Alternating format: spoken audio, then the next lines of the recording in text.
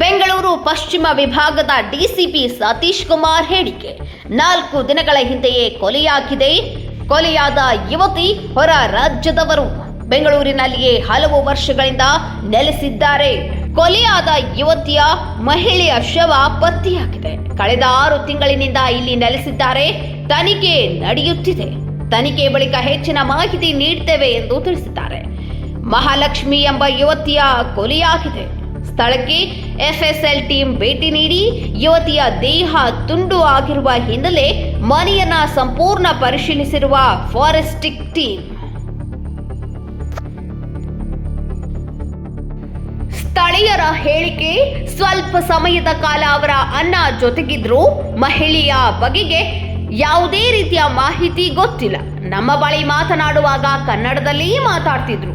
ಸ್ಥಳೀಯ ಮಾಲ್ನಲ್ಲಿ ಕೆಲಸ ಮಾಡ್ತಿದ್ರು ಅಂತ ತಿಳಿದಿದೆ. ಬೆಂಗಳೂರು ಪಶ್ಚಿಮ ವಿಭಾಗದ ಡಿಸಿಪಿ ಸತೀಶ್ ಕುಮಾರ್ ಹೇಳಿಕೆ. 4 ದಿನಗಳ ಹಿಂದೆಯೇ ಕೊಲೆಯಾದ ಯುವತಿ ಹೊರ ರಾಜ್ಯದವರು. ಬೆಂಗಳೂರಿನಲ್ಲಿಯೇ ಹಲವು ವರ್ಷಗಳಿಂದ ನೆಲೆಸಿದ್ದಾರೆ. ಕೊಲೆಯಾದ ಯುವತಿಯ ಮಹಿಳೆಯ ಶವ ಪತ್ತೆಯಾಗಿದೆ. ಕಳೆದ 6 ತಿಂಗಳಿನಿಂದ ಇಲ್ಲಿ ನೆಲೆಸಿದ್ದಾರೆ. ತನಿಖೆ ನಡೆಯುತ್ತಿದೆ. ತನಿಖೆ ಬಳಿಕ ಹೆಚ್ಚಿನ ಮಾಹಿತಿ ನೀಡುತ್ತೇವೆ ಎಂದು ತಿಳಿಸಿದ್ದಾರೆ. ಮಹಾಲಕ್ಷ್ಮಿ ಎಂಬ ಯುವತಿಯ ಕೊಲೆಯಾಗಿದೆ.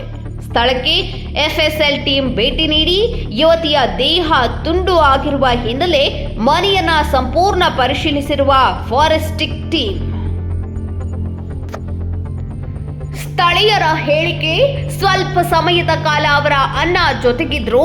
ಮಹಿಳೆಯ ಬಗೆಗೆ ಯಾವುದೇ ರೀತಿಯ ಮಾಹಿತಿ ಗೊತ್ತಿಲ್ಲ. ನಮ್ಮ ಬಳಿ ಮಾತನಾಡುವಾಗ ಕನ್ನಡದಲ್ಲಿ ಮಾತಾಡ್ತಿದ್ರು. ಸ್ಥಳೀಯ ಮಾಲ್ನಲ್ಲಿ ಕೆಲಸ ಮಾಡ್ತಿದ್ರು ಅಂತ ತಿಳಿದಿದೆ.